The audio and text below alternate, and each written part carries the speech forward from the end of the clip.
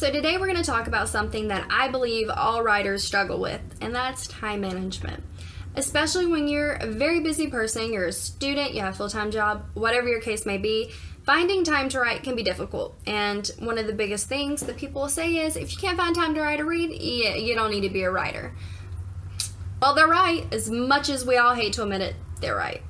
I personally have been struggling with this a lot because, oh my gosh, I feel like I have a million things on my plate and I don't know how I'm supposed to do it all.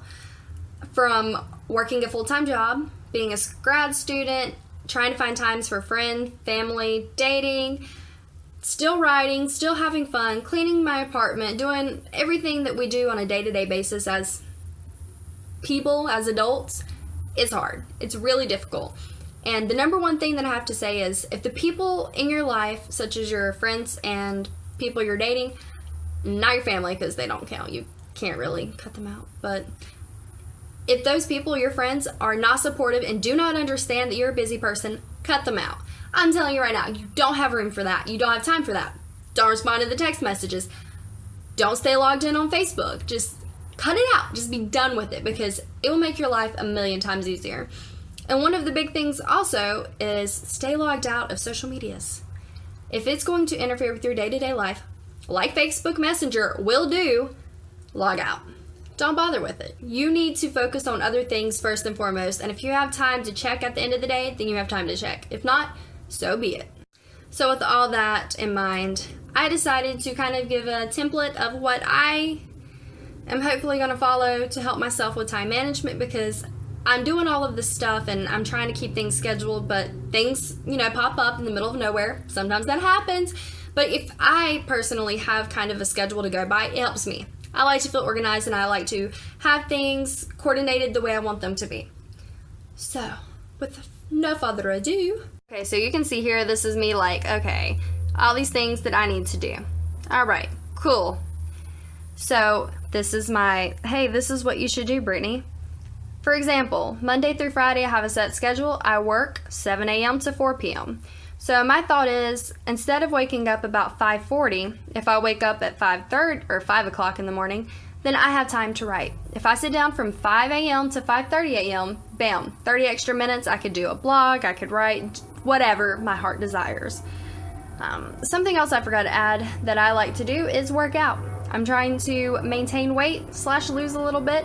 And you can't do that without going to the gym and eating healthy, which also means spending time meal prepping and the such, which I did not account for, but, we'll throw it in. So, for example, Monday, if I could read 2 chapters in my textbook and then go to the gym for an hour after I get off work, we're doing good. Tuesday, read chapters, account for 2 hours, gym, 1 hour, we're doing good.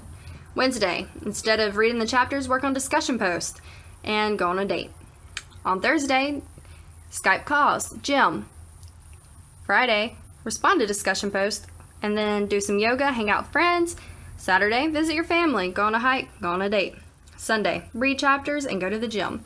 So when you look at it like this, it really doesn't look that bad. And I know I didn't really take into consideration other things, such as reading, which is also important, but you could easily throw that in on Thursday. Why wouldn't you have time to do that before you go to bed? From 8:30 to 9:30, bam, there's an hour in. It's just really hard trying to manage everything together. When things change, like I said, day by day, you have different plans, you're trying to make sure you have everything together and coordinated. But my main suggestion is create an outline and a general idea of what you want to do and on what day. I find that it makes it so much easier. Another thing is I have a literature review coming up. Gotta have 6 sources. So I spent one day, got all my sources. Now I've broken it up. So I'm going and doing a source a day or whatever to get more information just to get general information about the source. And then after that, I put it all together and write the paper. And yes, it's due in 2 weeks, but I have it set up and scheduled so that I will have it written within that 2-week span. So as long as you're keeping up and making sure that you're doing the things you need to do and being an organized individual, you can do it.